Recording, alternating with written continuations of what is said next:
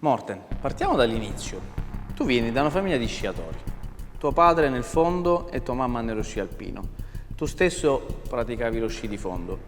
Ti chiedo, che cosa c'entra Morten Thorsby col calcio? Cioè, com'è nata poi dallo sci al calcio questa passione?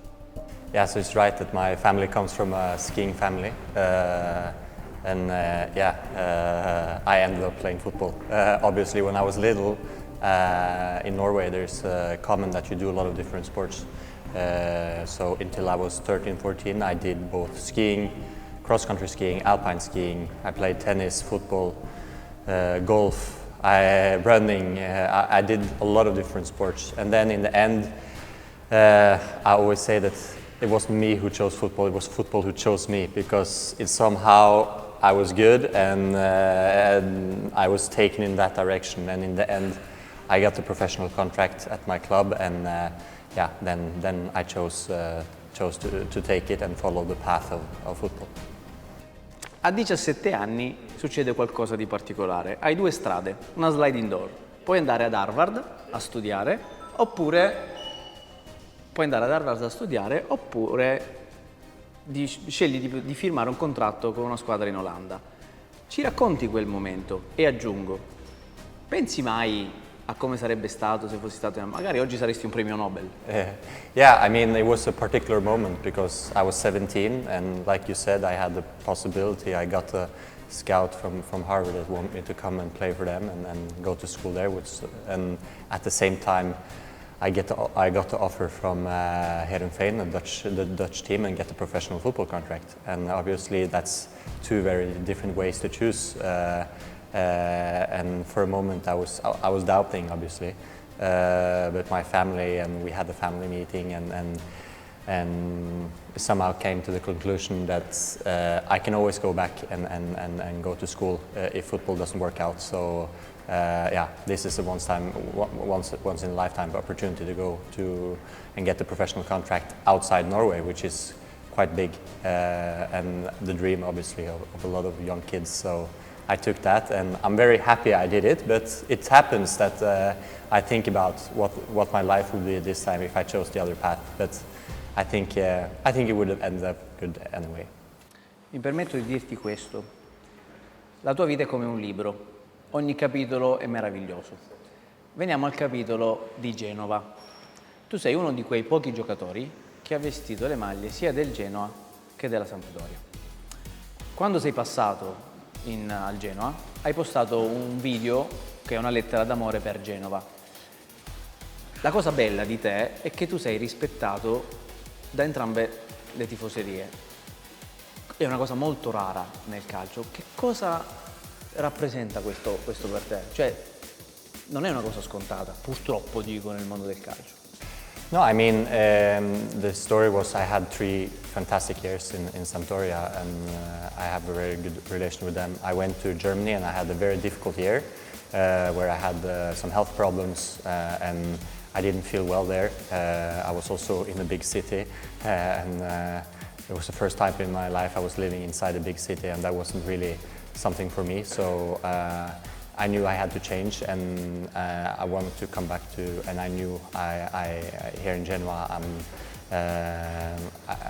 I knew that I would feel good and that I could come back, and for me that's really important, the mental health, and to be in a place where you feel well, also to be able to perform on the pitch.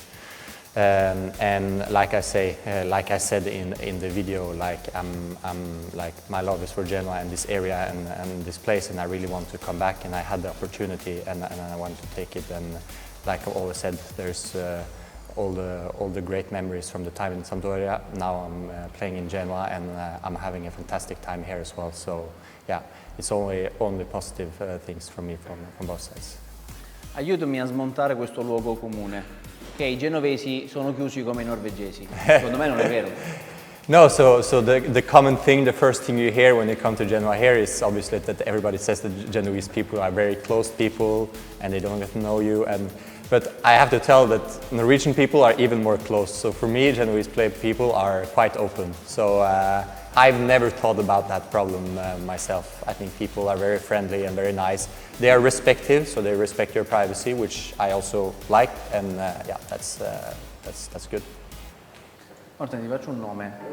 Claudio Ranieri, un signore del calcio. Yes. Un signore come te. Raccontaci che vuol dire per te pensare a Claudio Ranieri. Chi è per te Claudio Ranieri? So obviously I have a very good relation and a very good. I had a very good time under him as a coach. He was the one who really gave me the chance to play in Serie A. He gave me confidence of letting me of putting me on the pitch for the first time in Serie A. And besides being, everybody knows his track record and what he's done as a coach, but I think more important how he is as a human is maybe what makes him special, and how he treats you and how he treats everybody equally, and no matter who you are and where you come from, it's he's respected, I think, and when you talk to people who had him as a coach, even though you were on the field, on the pitch, or if you were on the bench, I think nobody speaks bad about him as a person, and I think achieving that is incredible in a world like football, where we know how it is, where players, when you don't play, where you can be frustrated, you can be angry, but you can never say something about how somebody's treating you, and yeah, so all the respect from my side, and obviously very happy, and I've told him also I'm appreciating how he gave me the chance to play. Un vero sir come te, d'altronde.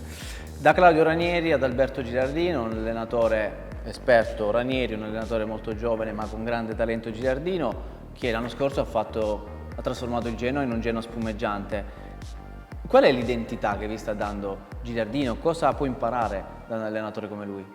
So obviously Girardino was his first season in Serie A last year, and yeah, and it was a great season, and we saw really clearly what you saw was how engaged he was, how much he wanted to, and how much energy he put into the group, and positive energy also. And I think also Girardino has a great connection with him, and is also has a really as a human, also from the human perspective also is great, and I think he's developing a lot as a coach, and I think also to have a young coach with so much will to improve, to become better, and to learn and to grow with the group, I think it's very special, and we have a good connection, the whole group and the coaching staff. So yeah, it's a lot of positive things happening here.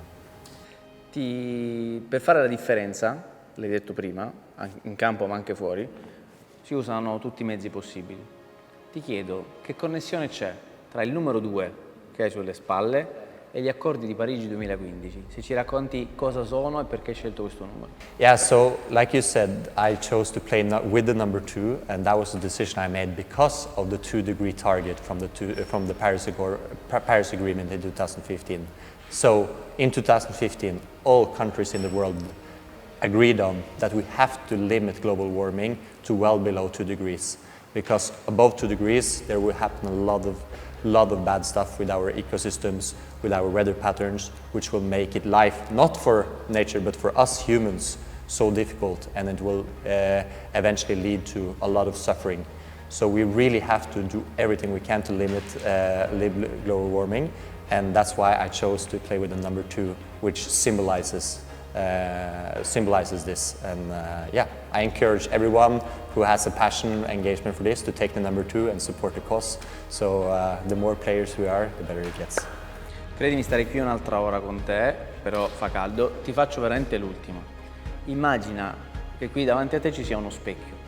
È uno specchio che ti permette di guardare dentro te stesso, in maniera intima.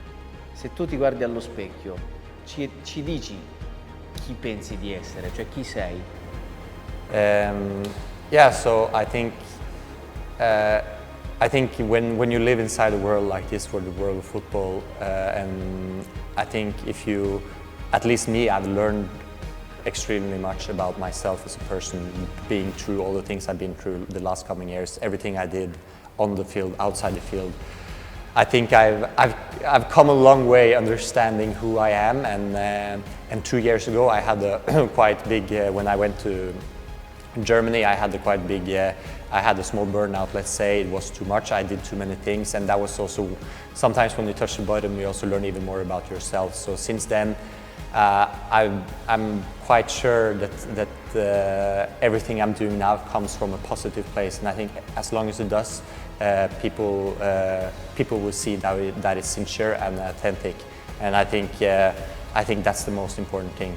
Again, positive gestures and doing what you think is right, I think is always a good thing, and that's what I'm trying to do. Sei veramente una persona speciale, vorrei che questa tua energia arrivasse a tutti. Grazie. Grazie, grazie. Grazie, ciao. Grazie davvero. Grazie.